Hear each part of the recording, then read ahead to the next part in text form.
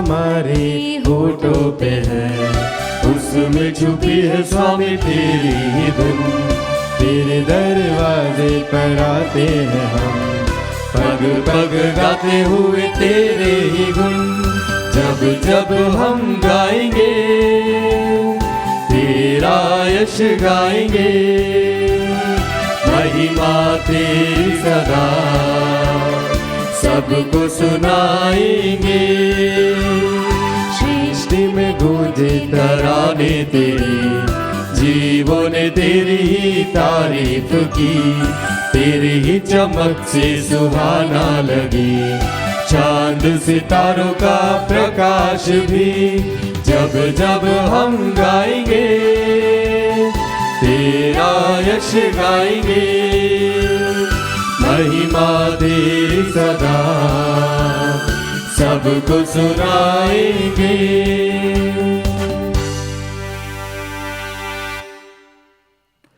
पिता और पुत्र और पवित्र आत्मा के नाम पर आमीन। हमारे प्रभु यीशु क्रिस्त की कृपा, ईश्वर का प्रेम और पवित्र आत्मा का साहचर्य आप सबों को प्राप्त हो और आपकी आत्मा के साथ। आइए क्रिस्त में प्यारे भाइयों बहनों, हम प्रभु को धन्यवाद दें आज के सुंदर दिन के लिए और विशेष रूप से हमारे इस जीवन के लिए जो प्रभु ने हमें दिया है। आज हम विशेष रूप से हमारे परिवार के प्रत्येक भाई बहन के लिए प्रार्थना करें, हमारे उन तमाम मित्रों के लिए प्रार्थना करें जो अपने कामकाज में परेशान हैं, विचलित हैं, जिन्होंने आपसे प्रार्थना की मांग की है और जिन्हें आपकी प्रार्थना की अति आवश्यकता है। आइए क्रिस्त में प्यारे भाइयों बहनों, इस पवित्र वेदी पर हम उन तमाम भाई बहनों के लिए प्रार्थना करें जो परेशान हैं।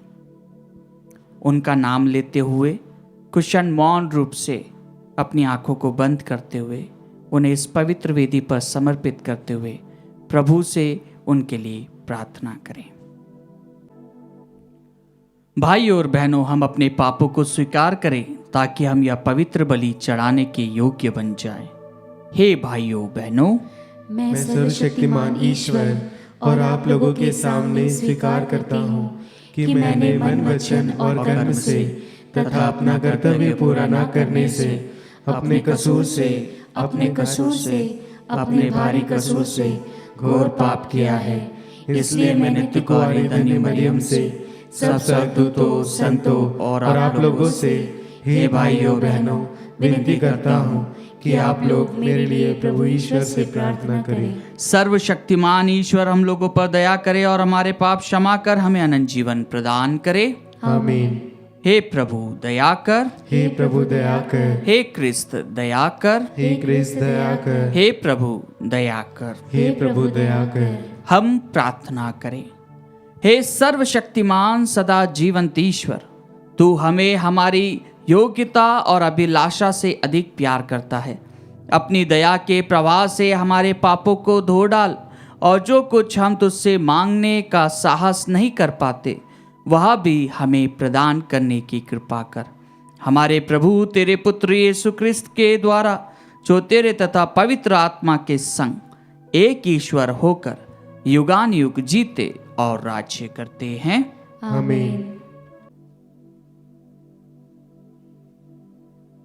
प्रभु आपके हृदय जीवा को खोले, जिससे आप योग्य रीति से प्रभु की वाणी सुना सके। पिता और पुत्र और पवित्र आत्मा के नाम पर।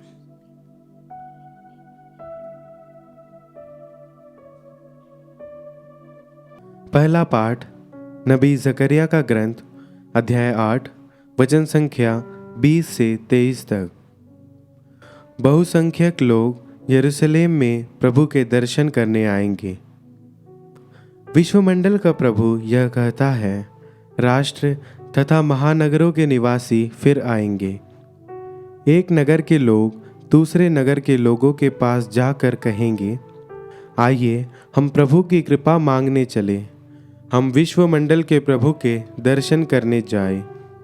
मैं तो जा रहा हूँ। इस प्रकार बहुसंख्यक लोग और शक्तिशाली राष्ट्र विश्वमंडल के प्रभु के दर्शन करने और प्रभु की कृपा मांगने के लिए यरूशलेम आएंगे। विश्वमंडल का प्रभु यह कहता है, उन दिनों राष्ट्रों में प्रचलित सभी भाषाएं बोलने वाले 10 मनुष्य एक यहूदी की चादर का पल्ला पकड़ेंगे और कहेंगे, हम आप लोगों के साथ चलना चाहते हैं, क्योंकि हमने सुना है कि ईश्वर आप लोगों के साथ है। प्रभु की वाणी। ईश्वर को धन्यवाद। भजन अनुवाक्य। ईश्वर हमारे साथ है। ईश्वर हमारे साथ है।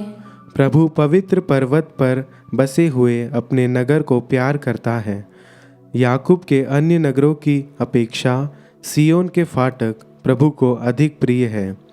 हे ईश्वर के नगर, वह तेरा गुणगान करता है। अनुवाक्य। ईश्वर हमारे साथ है। मिस्र और बाबुल के निवासी मेरी आराधना करेंगे। जो तीरुस, फिलिस्तिया तथा इथोपिया में उत्पन्न हुए हैं, वे सभी सियोन को अपनी माता कहेंगे, क्योंकि वे उसकी संतान बन जाएंगे। अनुवाक्य। ईश्वर हमारे साथ है। सर्वोच्च प्रभु उसे सुदृढ़ बनाए रखेगा। वह राष्ट्रों की सूची में उनके विषय में लिखेगा कि वे सियोन की संतान हैं। वे सब नृत्य करते हुए यह गाएंगे, सभी लोग तुझे अपनी मातृभूमि मानते हैं। अनुवाक्य। ईश्वर हमारे साथ है।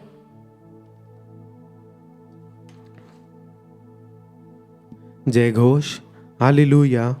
मानव पुत्र सेवा करने और बहुतों के उद्धार के लिए अपने प्राण देने आया है। हालेलुया।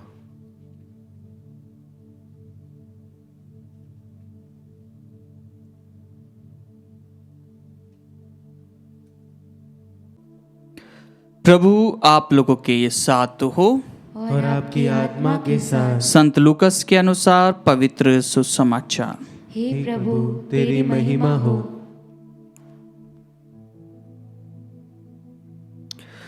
अपने स्वर्गारोहण का समय निकट आने पर यीशु ने यरूशलेम जाने का निश्चय किया और संदेश देने वालों को अपने आगे भेजा। वे चले गए और उन्होंने यीशु के रहने का प्रबंध करने के लिए समारियों के एक गांव में प्रवेश किया। लोगों ने यीशु का स्वागत करने से इनकार किया, क्योंकि वह यरूशलेम जा रहे थे। उनके शिष्य याकूब और योहन यह सुनकर बोल उठे, प्रभु, आप चाहे तो हम यह कह दें कि आकाश से आग बरसे और उन्हें भस्म कर दे। पर यीशु ने मुड़कर उन्हें डांटा और वे दूसरी बस्ती चले गए। प्रभु का सुसमाचार। हे क्रिस्त, तेरी स्तुति हो। क्रिस्त में मेरे प्यारे भाइयों और बहनों, आज के प्रथम पाठ में हम सुनते हैं कि किस प्रकार बहुसंख्य लोग यरूशलेम में प्रभु के दर्शन करने आएंगे। उसके विषय में नबी जकरिया बताते हैं कि विश्वमंडल का प्रभु कहता है, राष्ट्र तथा महानगरों के निवासी फिर आएंगे। जैसा कि हम सभी जानते हैं, यरूशलेम का जो मंदिर है वह यहूदियों के लिए एक प्रमुख स्थान रखता था। और जैसा कि आप सभी को मालूम है, यह मंदिर किसके द्वारा बनाया गया था? यह मंदिर डेविड के पुत्र सोलोमन के द्वारा बनाया गया था। और डेविड से इसकी प्रतिज्ञा की गई थी, लेकिन डेविड ने इस कार्य को पूरा नहीं किया था। वो पूरा कर नहीं पाया था। क्यों? क्योंकि उसने सब चीज तो तैयार कर ली थी, लेकिन उसको यह सौभाग्य नहीं मिला था, क्योंकि उसने पाप किया था। डेविड के जीवन में 2 पाप उसने बहुत गहरे गहरे किए थे। 2 पाप कौन सा था? एक बहुत कॉमन है, जो सबको मालूम है। उसने उरिया की पत्नी बैतशेबा के साथ में संबंध बनाया था और उरिया का कत्ल करवाया था। यह उसका पहला पाप था। और दूसरा पाप क्या था? दूसरा पाप था, उसने अपनी सेना की जनगणना करवाई थी, मतलब उनकी गिनती कराई थी। और गिनती क्यों कराई थी? क्योंकि उसे उसकी सेना पर ज्यादा विश्वास था, और जो विश्वास वह पहले ईश्वर पर रखता था, वही विश्वास अब उसका किस पे चले गया? उसकी सेना पर, उसकी ताकत पर। और प्रभु उसे डांटते हैं, प्रभु ईश्वर उसे त्यागते हैं। डेविड के जीवन में जब ये बात होती है तो वह मंदिर बनाने के लिए सब कुछ तैयार कर लेता है, लेकिन मंदिर बनाने का जो काम है वो प्रारंभ नहीं कर पाता है। उसको संपन्न कौन करता है? उसका पुत्र सोलोमन। और वही मंदिर को जब इतिहास में देखा जाता है तो वह मंदिर को असरियों ने, बेबीलोनियंस ने इस मंदिर को कैप्चर किया था, इसके मीनारों को तोड़ दिया था। ये इसका पूरा की पूरा जो भी सोने से इसको सजाया गया था, जितना इसके अंदर मेहनत लगी थी, जितना इसके अंदर ताम झाम था, इसको भव्य मंदिर, ईश्वर का मंदिर बनाकर उसको प्रकट किया था। लेकिन धीरे धीरे उसके ऊपर चढ़ाई होते गई, उसे तोड़ा गया, वह कैप्चर हुआ। और यही बात हम देखते हैं कि फिर रोमी साम्राज्य भी आए, उन्होंने भी उस मंदिर को तोड़ दिया और उस मंदिर को वहाँ से जो मंजूषा है उसको ले ली गई। अभी नहीं मालूम कि मंजूषा आखिरी बार कहाँ पर थी, प्रभु की मंजूषा। हाँ क्रिस्त में प्यारे भाइयों बहनों, यह मंदिर जो कि विश्वासियों के लिए, यहूदियों के लिए एक प्रमुख स्थान रखता था, सब जगह से लोग इस मंदिर पर आते थे, इस मंदिर के पास में आते थे। और इस मंदिर में क्या होता था? इस मंदिर में, यरूशलेम मंदिर में ईश्वर की मंजूषा विद्यमान थी। प्रभु ईश्वर का दर्शन करने के लिए लोग आते थे। और जब इस मंदिर के बारे में हम सुनेंगे तो यह मंदिर काफी सारे भागों में विभाजित था। जैसा कि हम प्रभु की मृत्यु के बाद में सुनते हैं कि किस प्रकार मंदिर का पर्दा फट जाता है, मंदिर का पर्दा फट जाता है। और क्या होता है? जो पर्दा ईश्वर से मनुष्य को अलग करता था, वो पर्दा फट जाता है। ये बहुत बहुमूल्य वाक्य, ये जो प्रभु के एक एक शब्द जब प्रभु की मृत्यु के बाद में जो दिए गए हैं, ये सब पूर्ण होती है। ये बातें नबियों के द्वारा पहले से ही बताई गई है और ये ईश्वरीय बात है। मंदिर के अंदर सबसे पहले होता है होली ऑफ द होलीज, जैसे हम देखते हैं होली ऑफ द होलीज, उसके आगे एक पर्दा रहता है। वहां पर किसी को प्रवेश करने का कोई अधिकार नहीं रहता, किसी को। यहूदी समाज में उस समय में किसी को यह अधिकार नहीं था कि कोई उसके अंदर प्रवेश करे। उसके अंदर प्रवेश कौन कर सकते थे? याजकगण। जैसे कि हम सुनते हैं किसके विषय में? ईश्वर का दूत उन्हें संदेश देता है। किसको देता है? संत योहन के पिता जक्कैयुस को। क्यों? क्योंकि वो होली ऑफ द होलीज, उस पवित्र स्थान पर वो जब प्रभु की आराधना करने की उसकी टर्न आती है तो वो प्रभु की आराधना करता है। वो होली ऑफ द होलीज, बस याजकगण ही वहाँ पे जा सकते थे। उसके बाद में दूसरा सेक्ट आता है, दूसरा एरिया आता है उसके बाद में, जहाँ पर जैसे कि अभी हम यहाँ देख सकते हैं ना, ऐसा बना है यहाँ पर। उसके बाद में सिर्फ याजकगण ही उस मंदिर के जो कोर, वो जो है होली ऑफ द होलीज, वहाँ पे जा सकते हैं। उसके बाद में याजकगण और जो उप याजकगण होते हैं, जो याजक की तैयारी करते हैं, जो लेवी समाज के लोग होते हैं, वो उनके आगे कुर्सी रहती। फिर उसके बाद में वापस एक बड़ी दीवार है। फिर दीवार के बाद में फिर उनके बाद में क्या होता है? वे लोग जो यहूदी, प्योर यहूदी हैं, वे लोगों के लिए स्थान रहता है कि वो वहाँ जा सकते थे। और फिर सबसे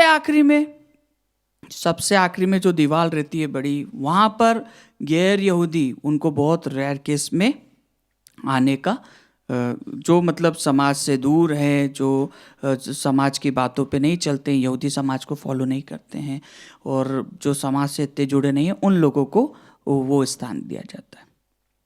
और आज जब हम देखते हैं कि प्रभु यीशु यरूशलेम की ओर जा रहे हैं, इस मंदिर की ओर जा रहे हैं, और ये मंदिर के अंदर हम देखते हैं कि किस प्रकार से लोग अपने पापों के पश्चाताप के लिए, अपने गुनाहों के लिए स्वीकार करते हुए, अपने पापों से मुंह फेरते हुए, अपने पापों की क्षमा याचना के लिए वे बलि चढ़ाते थे, प्रभु को अपनी भेंटें अर्पित करते थे। जब प्रभु इस पर्व के लिए उस मंदिर के ओर जाते हैं तो प्रभु उस चीज को, उस बात को जो नबियों ने पहले से ही दर्शा दिया था, और वही बात संत योहन कहते हैं, देखो ईश्वर का मेमना जो संसार के पाप लेता है। प्रभु एक मेमने के रूप में उस यरूशलेम की ओर जाते हैं। जब यरूशलेम की ओर जाते हैं तो लोग क्या करते हैं? लोग उनके स्वागत के लिए कपड़े बिछाते हैं, होसाना गाते हैं, राजा घोषित करते हैं। वो राजा जो काई पर आता है, गधे पर बैठ के आता है, गधे पर। और वो राजा जिसकी सेना कौन रहती है? उसके शिष्यगण, जो मछुआरे रहते हैं। उनके पास में हथियार क्या रहता है? उनके पास में कपड़े रहते हैं और पत्तियां रहती है। वो उससे प्रभु का स्वागत करते हैं। ये बहुत ही प्रमुख बात है जब हम प्रभु यीशु के विषय में सुनते हैं। जब आज प्रभु उस ओर जा रहे हैं, आज प्रभु यरूशलेम की ओर जा रहे हैं, ये बहुत प्रमुख बात है। मार्कुस के सुसमाचार में हम पाते हैं कि किस प्रकार प्रभु यरूशलेम को देखकर रोते हैं। प्रभु यरूशलेम को देखकर रोते हैं, और यही बात है कि उस मंदिर को प्रभु एक बहुत ही पवित्र बात के रूप में उसको कंपेयर करते हुए कहते हैं, तुम इस मंदिर को ढा दो और मैं इसे फिर 3 दिन में बना दूंगा। ये प्रभु जो बात कह रहे हैं ये बहुत गहरी बात है। प्रभु के उस मंदिर को ढा देते हैं, और प्रभु अपने शरीर के बारे में, अपने शरीर के विषय में बात करते हुए उस मंदिर से कंपेयर करते हैं। जैसा कि प्रभु ने पहले ही भविष्यवाणी कर दिया था कि इसका एक भी पत्थर इसके ऊपर नहीं रहेगा। और ये वही बात हो गई है। जब हम आज भी अगर वहाँ पर जाते हैं तो यरूशलेम के अंदर एक वीपिंग वॉल है, जहाँ पर यहूदी गण, आज भी यहूदी विश्वासी भाई आज भी जाकर उस दीवाल, वो जो दीवाल है मंदिर की, सिर्फ एक ही दीवाल बची है, उसके अंदर छेद है। लोग उधर पे जाके रोते हैं, माथा टेकते हुए रोते हैं, वीपिंग वॉल। और ये सिर्फ उस मंदिर का छोटा सा हिस्सा जो अभी बचा हुआ है। हाँ क्रिस्त में प्यारे भाइयों बहनों, जब हम हमारे जीवन में अपने विश्वास को देखते हैं तो हमारा विश्वास प्रभु में कितना गहरा है। आज के सुसमाचार पाठ में प्रभु अपने मृत्यु के लिए आगे बढ़ते हैं। प्रभु को मालूम है कि उनके साथ में उधर पे क्या होने वाला है, उनके साथ में लोग कैसा व्यवहार करेंगे, लेकिन प्रभु अपनी मृत्यु के लिए आगे बढ़ते हैं। उस प्रभु की योजना को, इस ईश्वर की योजना को पूर्ण करने के लिए प्रभु आगे बढ़ते हैं। लोग उनका स्वागत नहीं करते हैं, समारी में लोग उनका स्वागत नहीं करते हैं, तो उनके शिष्य क्या कहते हैं? प्रभु हम कहते हैं कि आकाश से आग बरसे और उन्हें भस्म कर दे, आकाश से आग बरसे और उन्हें भस्म करते। लेकिन प्रभु क्या कहते हैं? प्रभु कहते हैं नहीं। प्रभु उन्हें डांटते हैं, उनके शिष्यों को, और वे दूसरी जगह चले जाते हैं। ये प्रभु जो हम जिस प्रभु में विश्वास करते हैं, ये प्रभु के वो कार्य है। आइए क्रिस्त में प्यारे भाइयों बहनों, कई बार हम भी हमारे जीवन में किसी का भला करते हैं, किसी की अच्छाई करते हैं, तो हमारे साथ में गलत होता है। अक्सर हम ये बात को महसूस करते हैं। हम किसी के लिए अच्छा सोचते हैं, जिसको हम बहुत अच्छा समझते हैं, वही व्यक्ति हमारे साथ में दगा करता है और हम हताश हो जाते हैं, उससे नफरत कर बैठते हैं। उसके प्रति हमारे अंदर एक कटुता रहती है, खटास रहती है। अपने परिवार में भी हो सकता है, अपने आस पड़ोस में हो सकता है। आइए क्रिस्त में प्यारे भाइयों बहनों, आज के इस सुंदर दिन में हम उन्हें क्षमा करें। आज के इस सुंदर दिन में वो हमें क्षमा करे ना करे, लेकिन हम उन्हें क्षमा करें, प्रभु के सामने उन्हें स्वीकार करें। जिस प्रकार प्रभु स्वयं अपने जीवन को अर्पित करने के लिए निरंतर तैयार रहे, वो हमें यही सिखाते कि हमें दूसरों को माफ़ करना है, दूसरों को क्षमा करना है।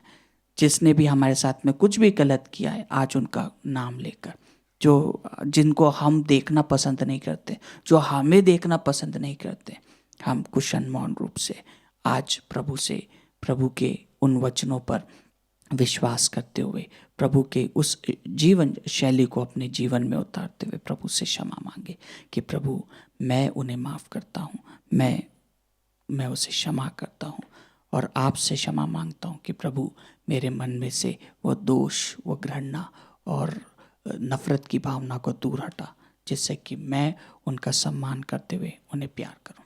आइए कुछ क्षण हम मौन रूप से प्रार्थना करें।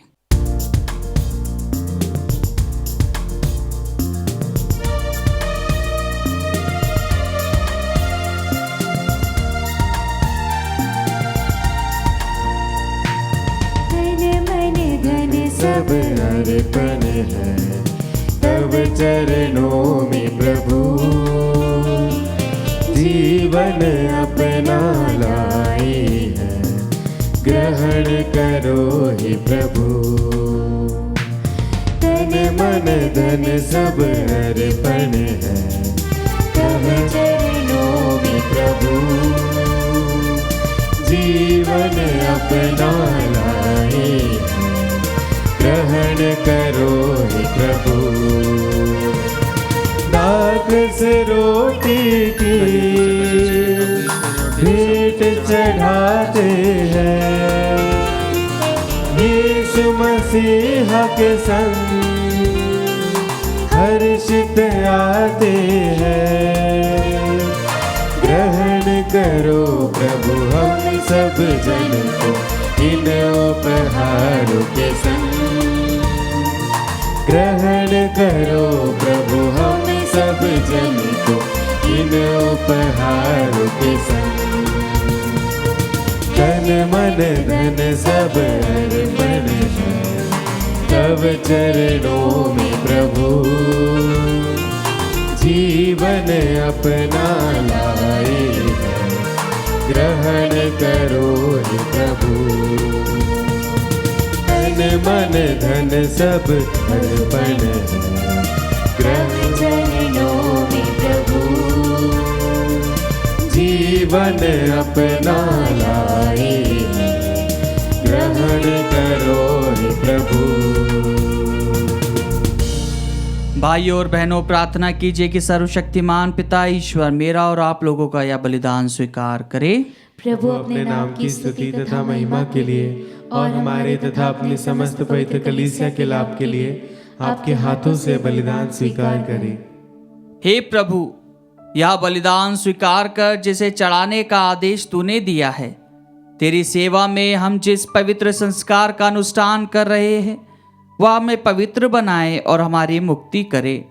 हम यह प्रार्थना करते हैं अपने प्रभु क्रिस्त के द्वारा, आमीन। प्रभु आप लोगों के साथ हो और आपकी आत्मा के साथ। प्रभु में मन लगाइए। हम प्रभु में मन लगाए हुए हैं। हम अपने प्रभु ईश्वर को धन्यवाद दे। यह उचित और न्याय संगत है। हे प्रभु पवित्र पिता, सर्वशक्तिमान और शाश्वत ईश्वर, यह वास्तव में उचित और न्याय संगत है। हमारा कर्तव्य तथा कल्याण है कि हम सदा और सर्वत्र तुझे धन्यवाद दे। तुझे हमारी प्रशंसा की कोई आवश्यकता नहीं है। यह तेरा वरदान ही है कि हम तुझे अपनी कृतज्ञता प्रकट करें। हमारे स्तुति गान तेरी महिमा की वृद्धि नहीं करते, बल्कि हमारे प्रभु क्रिस्त के द्वारा हमारी मुक्ति में सहायक सिद्ध होते हैं।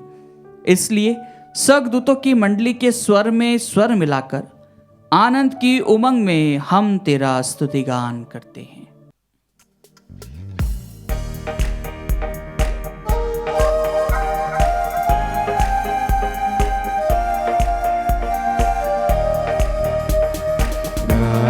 हम सब मिलकर जीवंत ईश्वर का स्तुति गाई।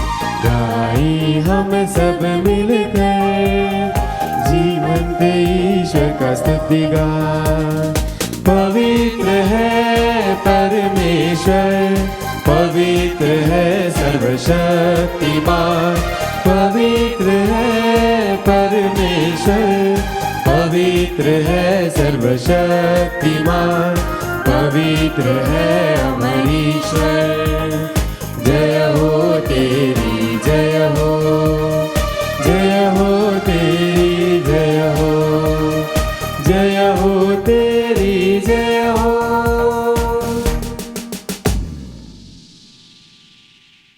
हे प्रभु, तू वास्तव में पवित्र है, सारी पवित्रता का स्रोत है। हम तुझसे प्रार्थना करते हैं, तू इन उपहारों को अपने आत्मा के संस्पर्श से पवित्र कर दे, कि हमारे प्रभु यीशु क्रिस्त का शरीर तथा रक्त बन जाए। जब वे स्वेच्छा से मृत्यु के लिए सौंपे गए, उन्होंने रोटी ली, तुझे धन्यवाद दिया और रोटी तोड़कर उसे अपने शिष्यों को देते हुए कहा, तुम सब इसे लो और इसमें से खाओ, क्योंकि यह मेरा शरीर है जो तुम्हारे लिए बलि चढ़ाया जाएगा। हे मेरे प्रभु, हे मेरे ईश्वर,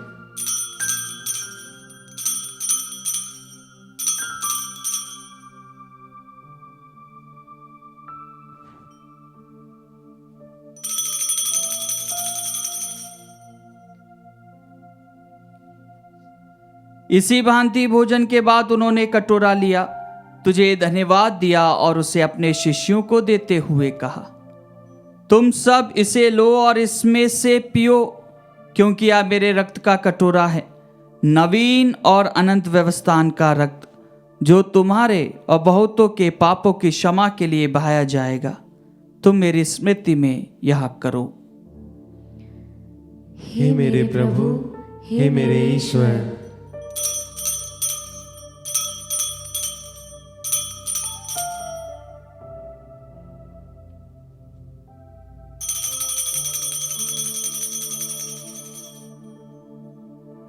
विश्वास का रहस्य।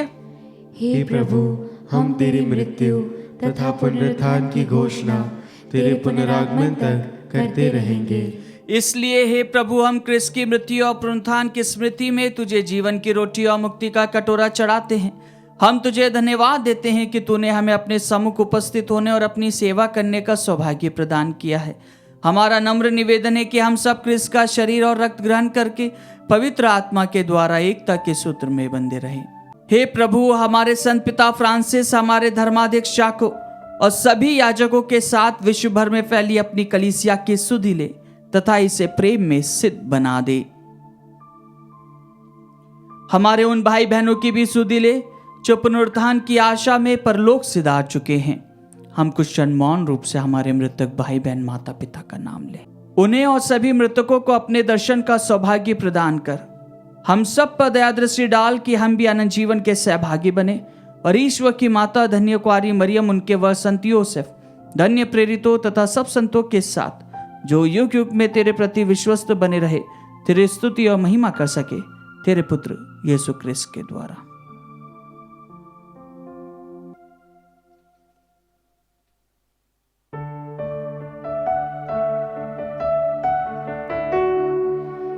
इन्हीं प्रभु क्रिस्त के द्वारा,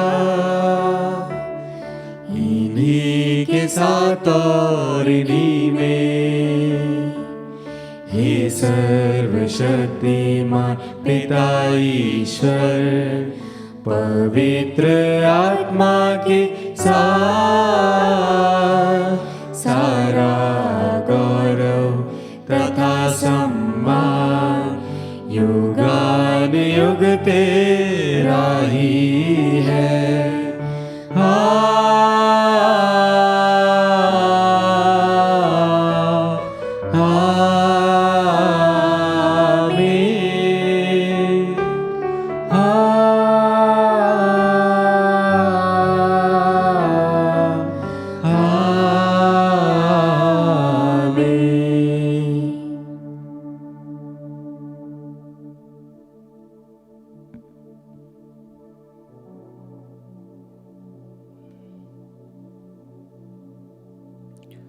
हम सब मिलकर पिता ईश्वर से प्रार्थना करें जैसे प्रभु यीशु ने हमें सिखाया है।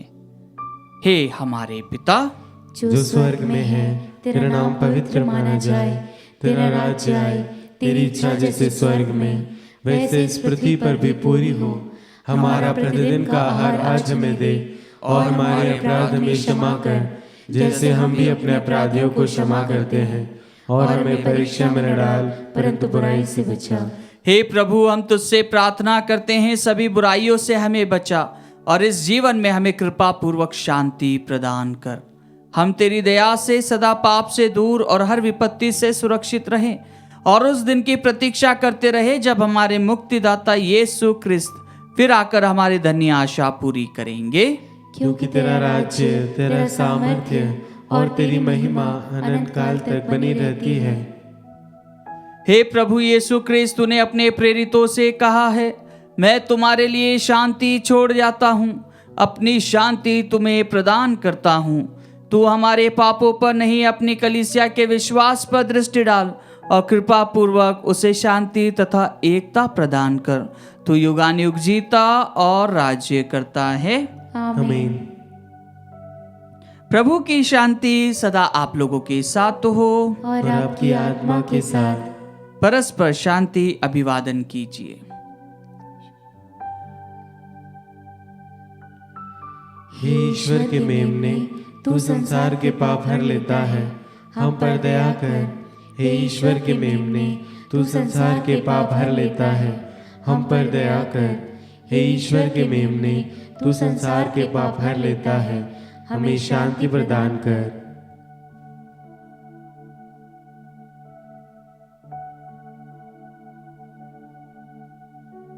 देखिए ईश्वर का मेमना, इन्हें देखिए जो संसार के पाप हर लेते हैं।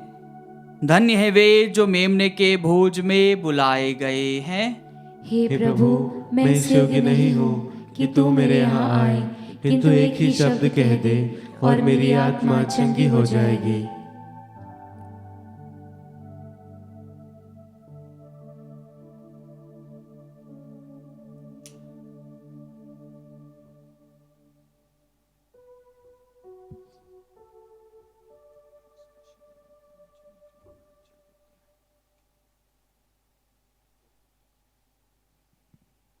हे मेरे प्रभु यीशु, मैं सारे हृदय से विश्वास करती हूँ कि आप पवित्र यूकरिस्ती संस्कार में उपस्थित हैं। हे प्रभु, मैं सभी चीज़ों से बढ़कर आपको प्रेम करती हूँ और मेरी यही अभिलाषा है कि आप मेरी आत्मा में आकर बस जाएं, क्योंकि हे प्रभु, मैं आपको आज ग्रहण करने में असमर्थ हूँ। हे प्रभु, आध्यात्मिक रूप से आकर मेरे हृदय में समा जाइए। हे यीशु, मैं आज आप में एक होना चाहती हूँ और आप में समा जाना चाहती हूँ। हे प्रभु, यह कभी ना होने पाए कि मैं आपसे कभी अलग हो जाऊं। आमीन। रोटी तो एक ही है, इसलिए अनेक होने पर भी हम एक हैं। हम सब एक ही रोटी और एक ही कटोरे के सहभागी होते हैं। हम प्रार्थना करें। हे सर्वशक्तिमान ईश्वर, यह संस्कार हमें तृप्त करके बल प्रदान करे। यह हमें ख्रिस्त के अनुरूप बना दे, जिनको हम ग्रहण करते हैं। या वर दे उन्हीं हमारे प्रभु ख्रिस्त के द्वारा। आमीन। प्रभु आप लोगों के साथ हो और आपकी आत्मा के साथ। सर्वशक्तिमान ईश्वर पिता और पुत्र और पवित्र आत्मा आप लोगों को आशीर्वाद प्रदान करे। आमीन। आप लोग विदा ले। मिस्सा संपन्न हुआ। ईश्वर को धन्यवाद।